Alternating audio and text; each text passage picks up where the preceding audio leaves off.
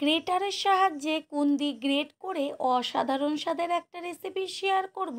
যারা কুন্দি একদমই পছন্দ করে না, তাদের যদি এই রেসিপিটা খেতে দেওয়া হয়, তারা তো বুঝতেই পারবে না যে কি খেলো।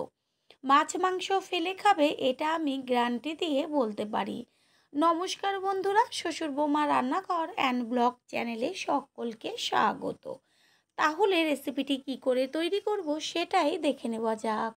এইখানে 250 গ্রাম কুন্দি নিয়েছি, আর কুন্দিগুলোকে ভালো করে জল দিয়ে ধুয়ে রেখেছি। আমি আগের দিন রাতে ছোলার ডাল একটা পাত্রে জল দিয়ে ভিজিয়ে রেখেছিলাম। ওভারনাইট যদি ডালটা ভেজানো থাকে তাহলে কিন্তু খুব তাড়াতাড়ি পেস্ট করার সময় হয়ে যায়। যে কোনো ডাল দিয়ে এই রেসিপিটা তৈরি করতে পারেন। 4-5 বার ধুয়ে নিয়ে তারপরে পেস্ট করে নেব। আর কুন্দিগুলোকে এবার একটা গ্রেটারের সাহায্যে গ্রেট করে নিয়ে ফিরে আসছি। এইভাবে কুন্দি গ্রেট করে নিয়ে যদি রেসিপিটা তৈরি করা হয়, মুখের থেকে কিন্তু একদমই নামবে না, বুঝতেই পারবে না যে এটা কুন্দি দিয়ে তৈরি হয়েছে। সমস্ত কুন্দিগুলো গ্রেট করে নেওয়া হয়ে গেল। আর আমি কিন্তু এই কুন্দিগুলো থেকে চিপে জল একদমই বার করব না, তাহলে এর মধ্যে থাকা গুণাগুণগুলো বেরিয়ে যাবে। আর এর মধ্যে এবার যে ছোলার ডালটা পেস্ট করে নিয়েছিলাম সেই ডালটা দিয়ে দেব। রেসিপিটা কিন্তু সম্পূর্ণ নিরামিষভাবেও করতে পারেন।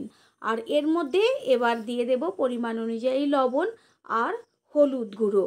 তারপরেই এইখানে দুটো মাঝারি সাইজের পেঁয়াজ আমি কুচিয়ে নিয়েছিলাম, আর কাঁচা লঙ্কা।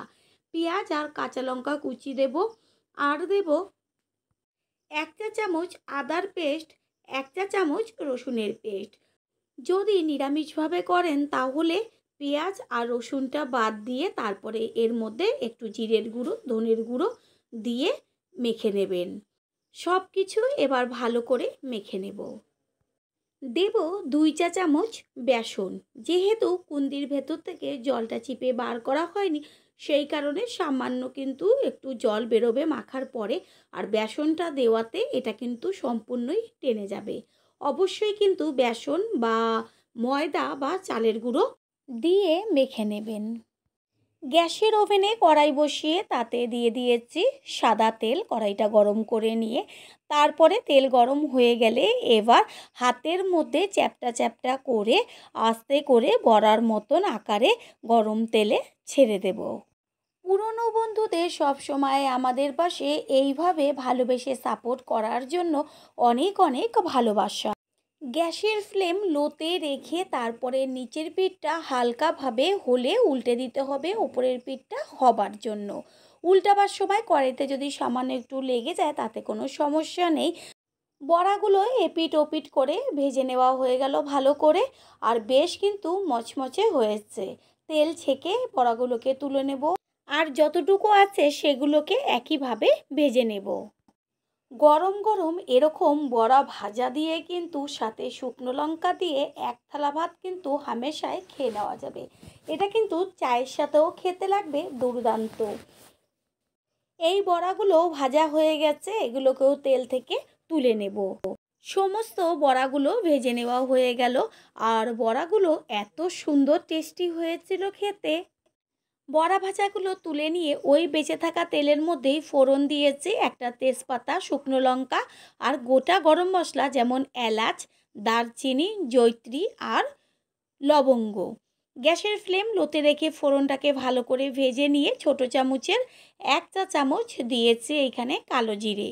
আর যখন তেলের থেকে সুন্দর একটা গন্ধ বেরোবে তখন এর মধ্যে দিয়ে দেব 1 চা চামচ পেঁয়াজের পেস্ট।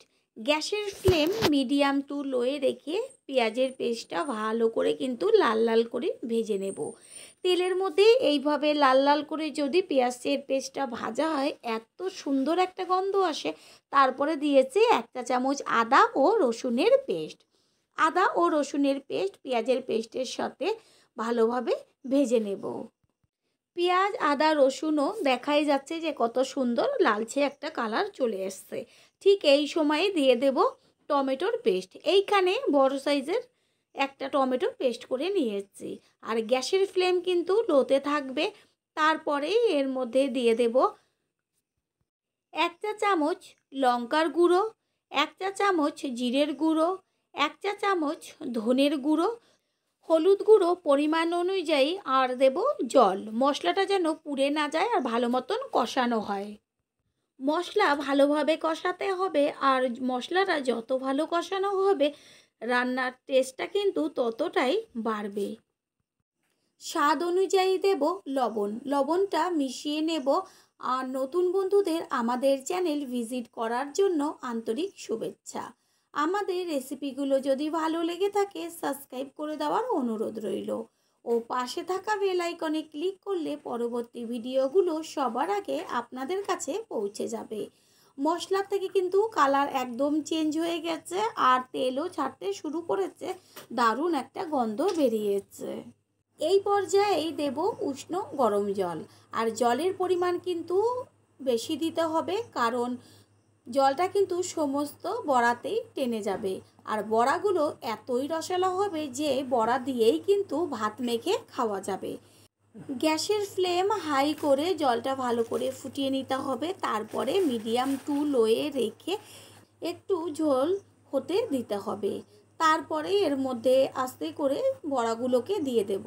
বড়াগুলো দেওয়ার পর কিন্তু যদি বেশি জল না দেওয়া হয় তাহলে সমস্ত জল কিন্তু টেনে যাবে আর একদম শুকনো হয়ে যাবে। সেই কারণে জলের পরিমাণ কিন্তু বেশি দেবেন, বারবার বলছি। বড়াগুলোর মধ্যে যত ঝোল টানবে ততই কিন্তু বড়াগুলো একদম রসালো হবে।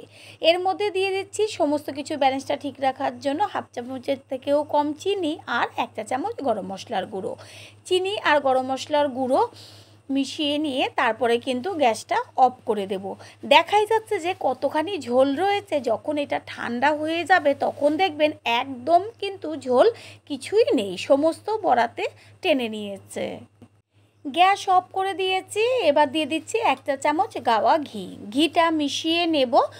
ঘি মিশিয়ে নেওয়ার পর একটা ঢাকনা দিয়ে ঢেকে রেখেছিলাম বেশ কিছুক্ষণ। তারপর ফিরে এসে দেখিয়ে দিচ্ছি যে সমস্ত ঝোল কিন্তু বড়াগুলোর মধ্যে টেনে গেছে, আর বড়াগুলো এতটাই রসালো হয়েছে যেটা নাকি খাওয়ার পরেই বুঝতে পারবেন যে কতটা টেস্টি হয়েছে। এবার একটি পাত্রে তুলে নেব। তৈরি হয়ে গেল আজকের রেসিপি। আশা করি রেসিপিটি ভালো লাগলো। আর যদি ভালো লেগে থাকে একটা লাইক, কমেন্ট, পারলে একটা শেয়ার করে অবশ্যই জানাবেন। আপনাদের দেওয়া একটা লাইক ও একটা শেয়ার কিন্তু আমাদের কাছে অনেক অনেক গুরুত্বপূর্ণ। All friend, thanks for watching my video. আপনারা সকলে ভালো থাকবেন, সুস্থ থাকবেন। আবারও দেখা হবে অন্য কোনো রেসিপির এপিসোডে।